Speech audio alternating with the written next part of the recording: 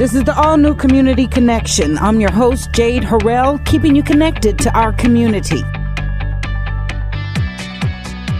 November is Prematurity Awareness Month, when the March of Dimes focuses on getting the word out about the critical issue of preterm birth.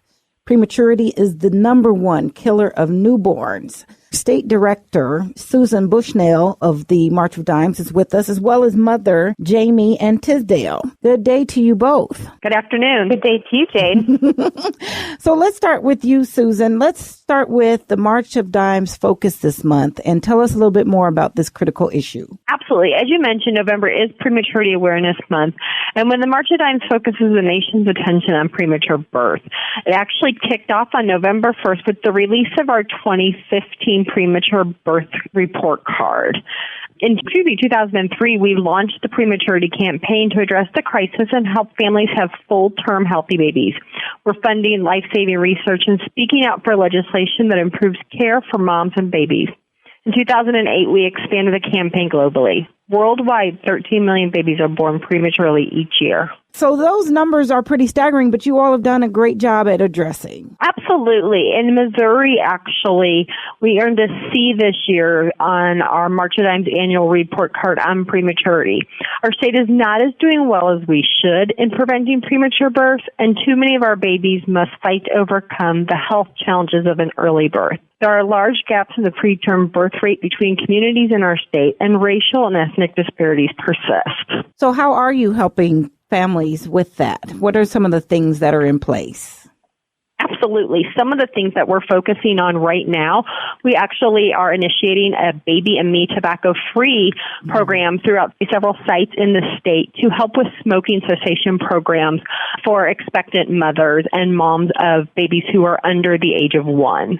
Well, Jamie, help us put things into perspective. Will you share with us your story? Sure.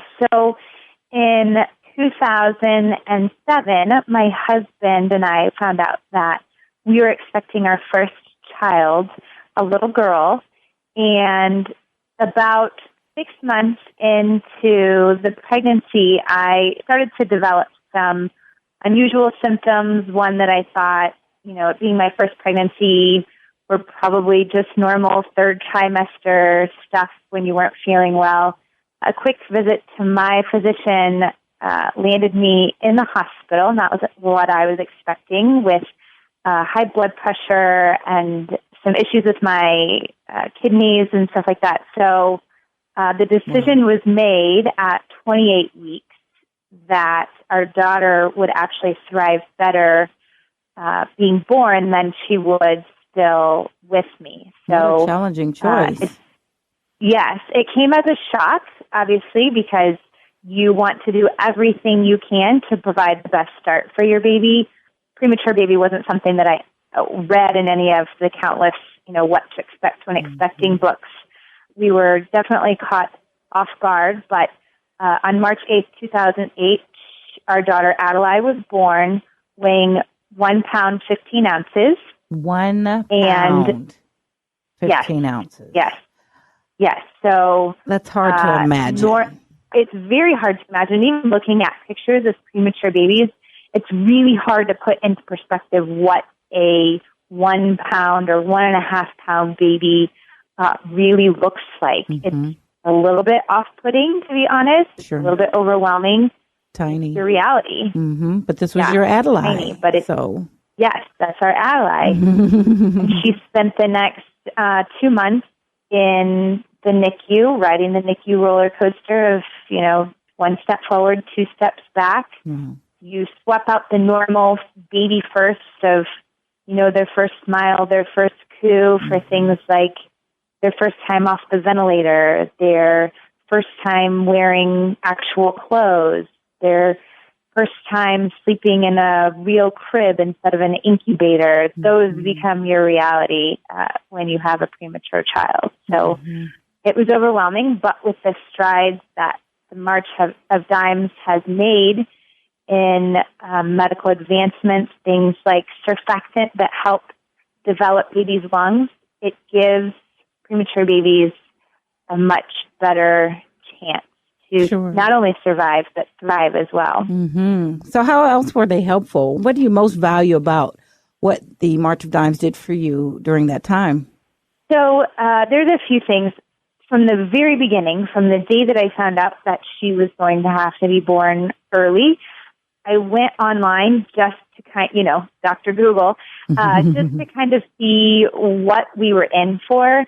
And I very quickly came across the March of Dimes website, and they do what's called Share Your Story. So parents who have gone through the journey of having a premature child kind of just share their story online. And that was very reassuring to me to know that she had a good chance of still having a wonderful life. So that was from the very start. But then you realize that, like I mentioned, the drug that she received called surfactant was developed by research dollars that the March of Dimes had given. So that gave her the greatest odds of overcoming all of her obstacles with breathing issues, underdeveloped lungs, things like that.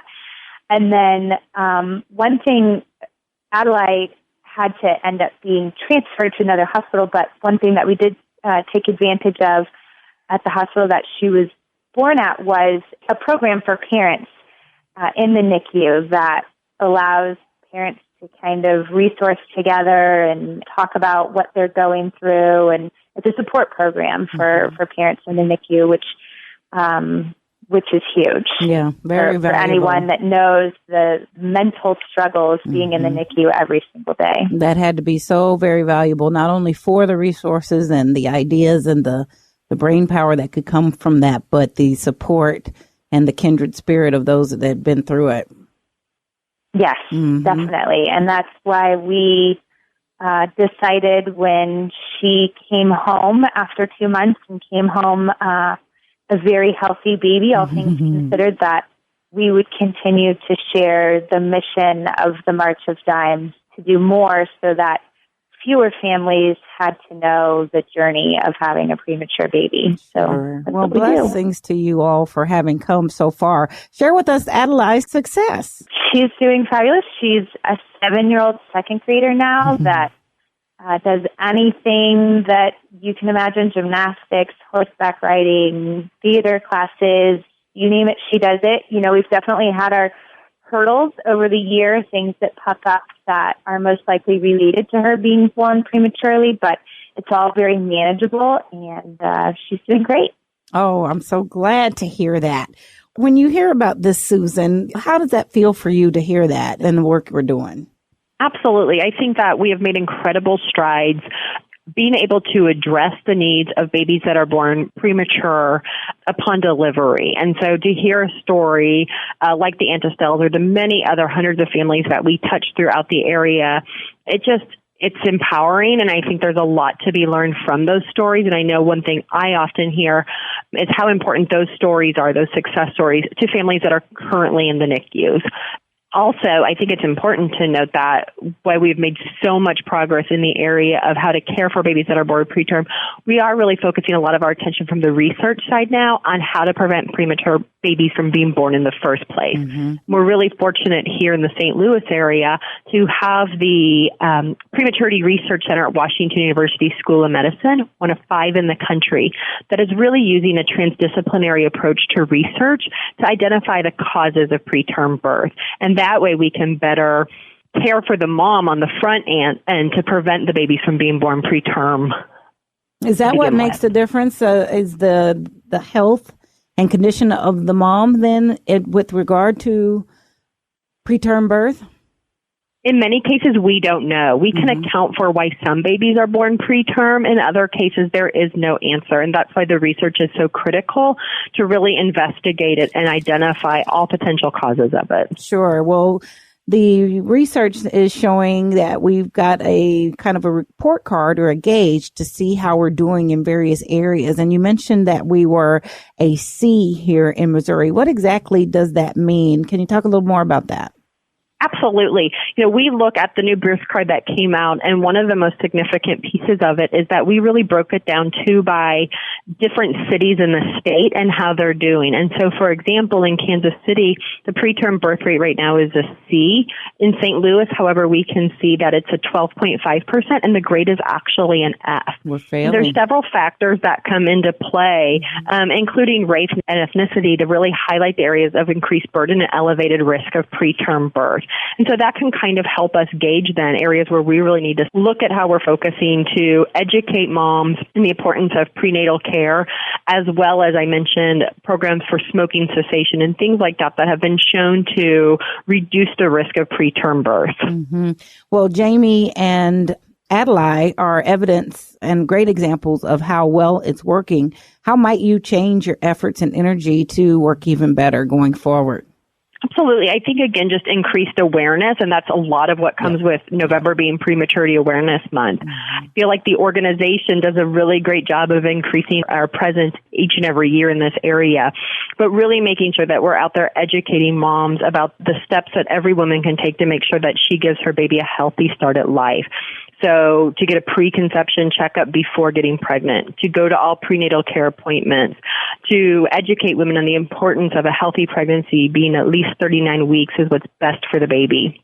Excellent. And to talk to doctors about preterm warning signs and things of that nature. Mm-hmm. So it's educating expectant moms. It's educating physicians on the importance of eliminating early elective deliveries in their hospitals. Well, absolutely. Awareness makes a tremendous amount of difference. We've seen it in months prior with breast cancer awareness, prostate cancer awareness, the need for awareness with all sorts of things across the board. So we're going purple in November to make sure we're aware of how things need to be and can be for our littlest citizens. Premature birth is still the number one killer of newborns.